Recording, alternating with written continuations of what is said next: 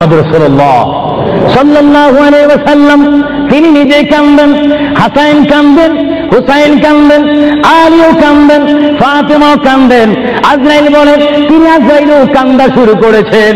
আমি পৃথিবীতে বহু মানুষের রূহ নিয়েছি, প্রাণ নিয়েছি, কিন্তু আমি মালাকুল মউত কোনোদিন কাঁদিনি।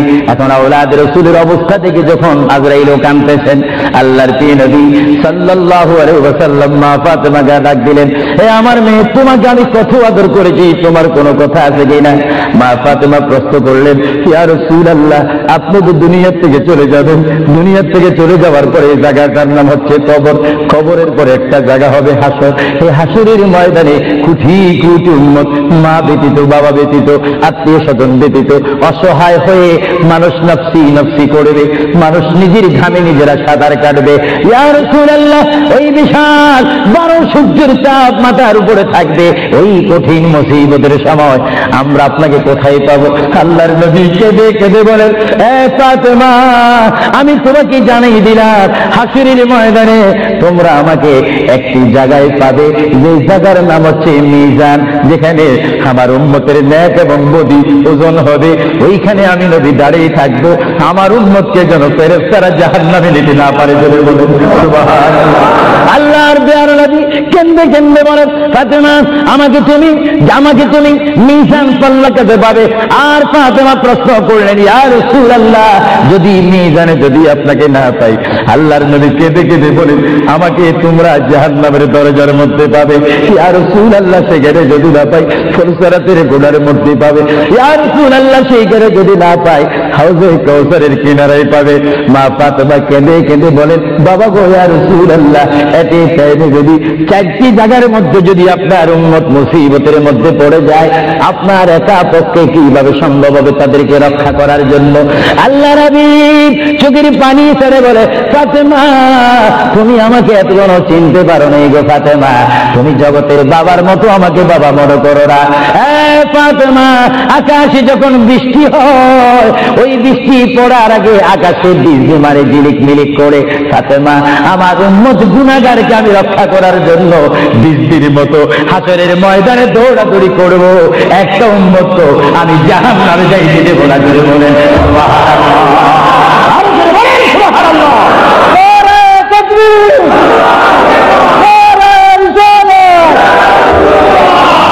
ভাইরা আমার প্রিয় নবী মুহাম্মদ রাসূলুল্লাহ সাল্লাল্লাহু আলাইহি ওয়াসাল্লাম আমাদেরকে সুপারিশ করার ক্ষমতা আছে কিনা? আওয়াজ দিয়ে যারা পিছে রয়েছেন, ডানে রয়েছেন, বামে রয়েছেন, যারা আমার উপস্থিত অনেক ভাইয়েরা রয়েছেন, সবাই আওয়াজ দিয়ে বলেন, মুহাম্মদ রাসূলুল্লাহ আমাকে আপনাকে সুপারিশ করার সেই ক্ষমতা রাসূলের কাছে আছে কিনা?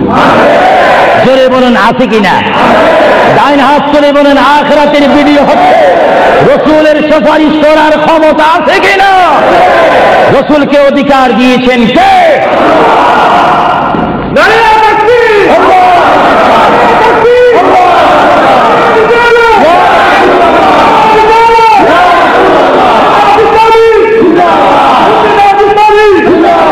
আল্লাহর প্রিয় নবী, দু জাহানের বাদশা নবী মুহাম্মদুর রাসূলুল্লাহ সাল্লাল্লাহু আলাইহি ওয়াসাল্লাম, তিনি কেমন নবী? আল্লাহর প্রিয় নবী, দু জাহানের বাদশা নবীকে তিনি ফাতেমার সাথে এই কথাগুলো বললেন। এই জন্য আমার ভাইয়েরা, যারা জ্ঞানী গুণী ভাইয়েরা রয়েছেন, জীবন পেয়েছি, জীবনটা পাওয়ার আগে মায়ের পেটের মধ্যে ছিলাম, মায়ের পেটে আসার আগে আমরা রুহ জগতের মধ্যে ছিলাম, রুহ জগতে আসার আগে আমরা কুদরতের মধ্যে ছিলাম। ভাইয়েরা আমার, প্রথম ছিলাম কুদরতের মধ্যে, তারপর আমি আপনি এসেছি আলমে আরওয়াহ রুহ জগতের মধ্যে, তারপরে বাবা এবং মায়ের মাধ্যমে আমরা এসেছি মায়ের পেটের মধ্যে। মায়ের পেটকে আমরা বিশাল পৃথিবী মনে করেছিলাম, মায়ের পেট থেকে আমরা আসলাম ধরার বুকে জমিনের মধ্যে, আবার জমিন থেকে আমরা চলে যাব কবরের মধ্যে, কবরের মধ্য থেকে আমরা উঠবো হাসরের ময়দানে। হাসরের ময়দান কঠিন ময়দান হবে, যেই ময়দান নাম হাসরের ময়দান, যে ময়দানে 12টি সূর্যের তাপ এক মোড়ম হাতের উপরে থাকবে। নিজেরা নিজের গামী সাঁতার করবেন, ইয়া নাফসি ইয়া নাফসি বলে বলে আমরা চিৎকার মারবো। সেই হাসরের ময়দানে, কঠিন মুসিবতের ময়দানে 50,000 বছর আপনাকে আমাকে অবস্থান করতে হবে।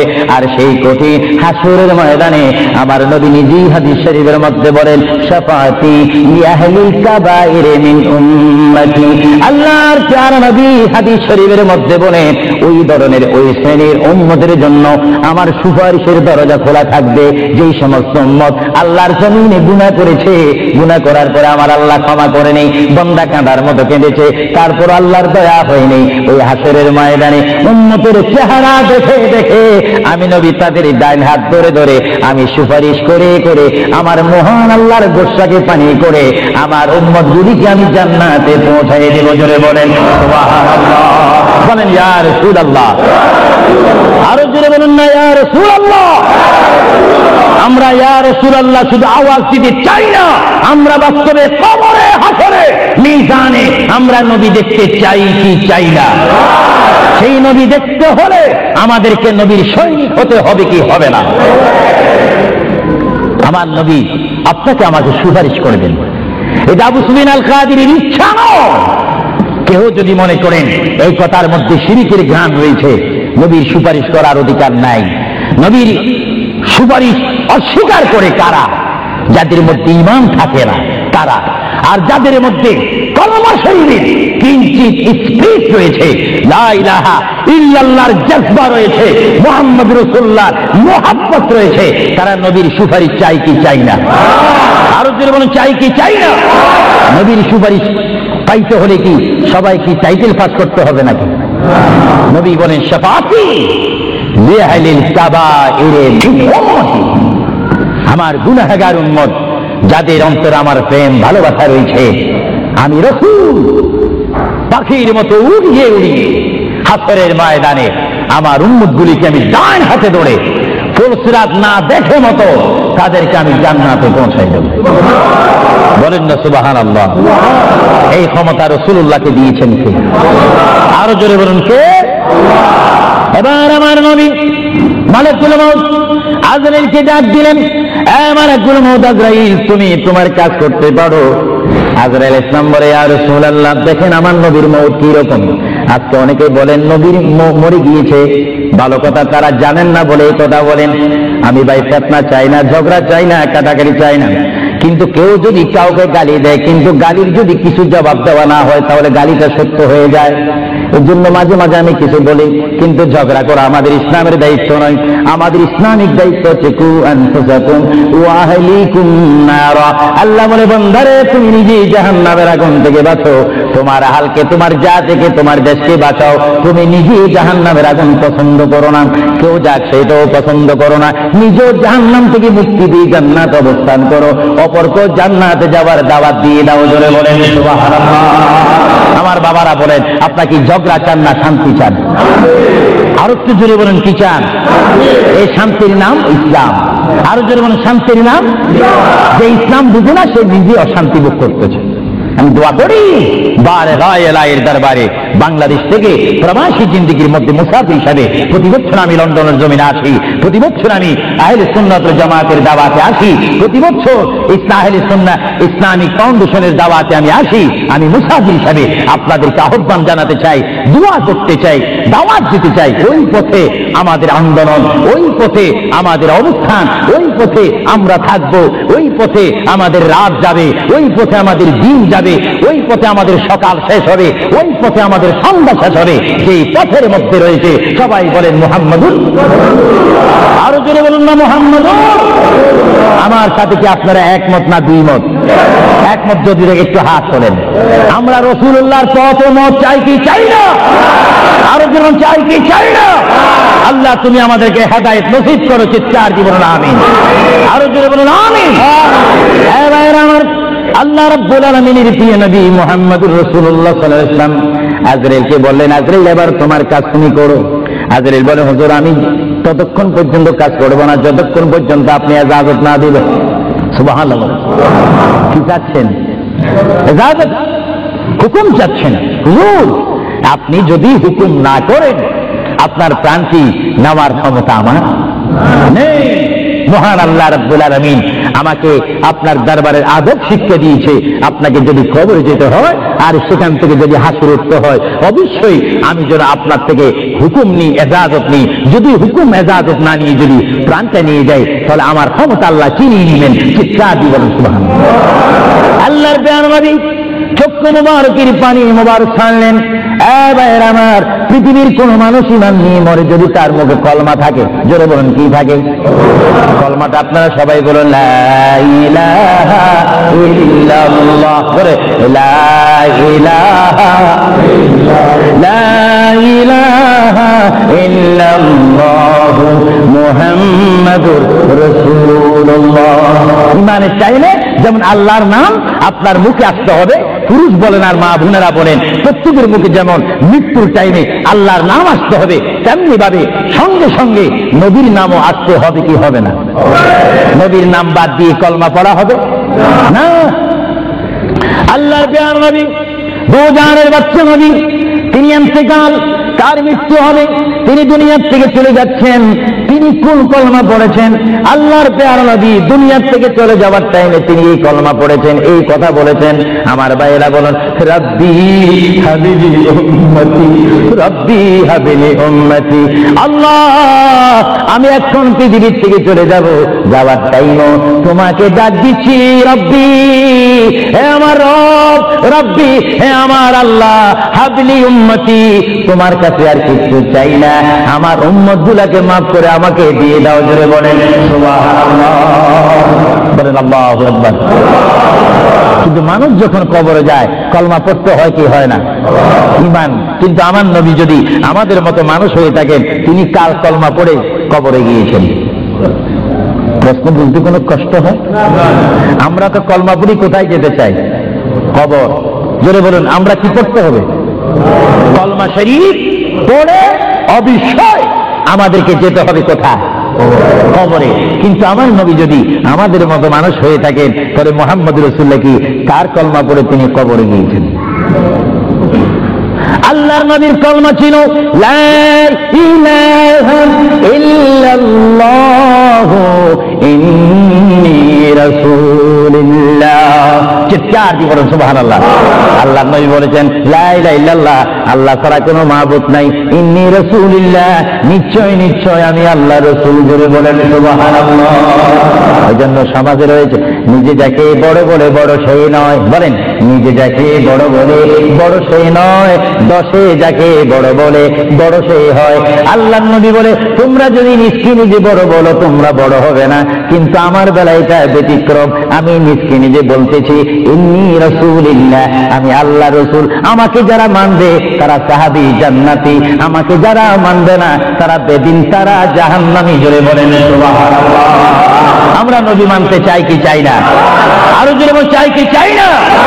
যারা আল্লাহ মানে তারা জান্নাতি বেহেশতি, আর যারা মানে না তারা বেদিন জাহান্নামী। নবী হচ্ছে ইসলামিক ল, আইন, সংবিধান। চিৎকার দিয়ে বলেন সুবহানাল্লাহ। যারা নবী মানে তারা আল্লাহ ওয়ালা। জোরে বলেন কি ওয়ালা? আরো জোরে বলেন, যারা নবী মানে তারা কি ওয়ালা? যারা নবীর বিরোধী, কোরআনের বিরোধী, তারা কি ওয়ালা? শয়তান ওয়ালা। আরো জোরে বলেন কি ওয়ালা? আমার ভাইয়েরা বলেন, আপনার কি আল্লাহ ওয়ালা না শয়তান ওয়ালা? আমরা কি নামাজ ওয়ালা না পূজা ওয়ালা? আমরা কি রোজা রাখতে চাই কি চাই না? মা বাবার হক আদায় করতে চাই কি চাই না? কারণ আমরা রাসূলুল্লাহর পরিষদের মেম্বার, আমরা হচ্ছি উম্মতে মুহাম্মাদী সাল্লাল্লাহু আলাইহি ওয়াসাল্লাম। চিৎকার দিয়ে বলেন সুবহানাল্লাহ। আল্লাহর প্রিয় নবী উম্মতি উম্মতি বলে কাঁদতেছেন। কেঁদে কেঁদে তিনি আজরাইলকে হুকুম দিলেন, আপনার কাজ আপনি করতে পারেন। আজরাইল ইসলাম আল্লাহর প্রিয় নবীর সিনা মুবারকের উপর হাত রাখলেন। হাত মুবারক রাখার পরে এই মুহূর্তের মধ্যে আল্লাহর নবী, দুজানের বাচ্চা নবী, তিনি একটা চিৎকার মারলেন, ও ভাই আজরাইল তুমি কি করতেছো? ইয়া রাসূলুল্লাহ, আপনার রূহ মুবারক আমি বাহির করতেছি। আজরাইল তুমি কি করতেছো? ইয়া রাসূলুল্লাহ, আপনার রূহ মুবারক আমি নিয়ে যাচ্ছি। আমার নবী চিৎকার দিয়ে বলে, ভাই আজরাইল, তোমাকে একটু আমি অনুরোধ করো, তুমি একটু দেরি করো, তুমি আমার বুকের উপরে কি রেখেছো? ইয়া রাসূলুল্লাহ, আপনার বুক মোবারকের উপর আমি শুধু হাতটা রাখলাম। আজরাইল, তুমি বুঝি হাত রেখেছো? আমার অনুভব হয় যেন 7টা আসমান আর 7টা জমিন আমার বুকের মধ্যে দিয়েছো। আজরাইল, 7টা আসমান আর 7টা জমিন যেন তুমি আমার বুকের উপরে দিয়েছো। এই মৃত্যুর যন্ত্রণা আমি সহ্য করতে পারি না। তবে তোমাকে আমি অনুরোধ করি, আমার উম্মত গুনাহগার হবে, আমার উম্মত বদকার হবে, আমার উম্মত আমাকে না দেখে দেখে ইয়া নবী ইয়া রাসূল বলবে, আমার উম্মতরা তোমার এই কষ্ট সহ্য করতে পারবে না। আজরাইল, তোমাকে আমি অনুরোধ করে গেলাম, কিয়ামত পর্যন্ত যত কোটি কোটি উম্মত পৃথিবীর বুকে মৃত্যুবরণ করবে, সকলের কষ্টটুকু তুমি আমাকে দিয়ে দাও। আমি নবী সহ্য করব, তবু আমার উম্মত সহ্য করতে পারবে না। জোরে বলেন সুবহানাল্লাহ। আল্লাহ রাব্বুল কেঁদে কেঁদে যখন বলেন, এই মুহূর্তে আজরাইল বলে, ইয়া রাসূলুল্লাহ, ইয়া হাবিবাল্লাহ, আপনাকে আমি একটা কথা জানাই দিতে চাই। যারা আপনার আশিক, যারা আপনার গোলাম, যারা আপনার প্রেমিক, যারা কোরআন শরীফ পড়ে, যারা দুরূদ শরীফ পড়ে, যারা নামাজ পড়ে, আল্লাহর সাথে কাউকে শরীক করে না, নবীর সাথে বেয়াদবি করবে না, আউলিয়া কেরামের সাথে বেয়াদবি করবে না, ইয়া রাসূলুল্লাহ, তাদের মধ্যে আল্লাহ এমন একটা ঈমানের স্পিরিট দিবে, তাদের সামনে যখন আমি চলে যাব, চুম্বককে দেখলে যেমনি ভাবে একে অপরকে আকর্ষণ করে, ইয়া রাসূলুল্লাহ, এমনি ভাবে আপনারা আশিকদের রূহ আমি নেব, তারা নিজেও বলতে পারবে না। ময়দার ভিতর থেকে একটা চুল বাহির করতে যেমনি ভাবে ময়দা ডিস্টার্ব হয় না, ইয়া রাসূলুল্লাহ, আপনার চেহারা মোবারক তাদের সামনে আমি তুলে ধরবো। আপনার চেহারা দেখে দেখে আপনার উম্মতরা কলমা পড়তে পড়তে কবরের মধ্যে চলে আসবে। চলে বলেন সুবহানাল্লাহ, বলেন আল্লাহু আকবার। আপনার সেই মৃত্যুর টাইমে রাসূলুল্লাহর চেহারায় আনোয়ার দেখতে চান কি চান না? আরো যদি বলেন চান কি চান না? রাসূলের চেহারা দেখলে জাহান্নাম পাওয়া যায় না, বেহেশত পাওয়া যায়। যাকে দেখলে বেহেশত পাওয়া যায়, তিনি কেমন মানুষ? তিনি নূরের মানুষ, তিনি শ্রেষ্ঠ মানুষ, তিনি অতুলনীয় মানুষ, তিনি অতুলনীয় বাশার। আমার কিতাব আমার শেষ হয়েছে, আমি মাকামে হাদিস এই কিতাবের মধ্যে রাসূলুল্লাহর পজিশন তুলে ধরেছি। এটা আমার ব্যক্তিগত শিক্ষার থেকে নয়, ব্যক্তিগত চিন্তার থেকে নয়, আল্লাহর দেওয়া হুকুম থেকে। আল্লাহ কোরআনুল কারীমে বলেছেন, কুল ইন্নামা আনা বাশারুম মিসলুকুম। এই আয়াতের তাফসীর করতে গিয়ে মুহাম্মদ রাসূলুল্লাহ সাল্লাল্লাহু আলাইহি ওয়াসাল্লাম এমন মানুষ পৃথিবী সৃষ্টি হয়েছে শুরু করে কিয়ামত পর্যন্ত মানুষের শ্রেণী হবে একরকম, আর আমার নবীর শ্রেণী হবে আরেক রকম। চিৎকার দিয়ে বলেন সুবহানাল্লাহ।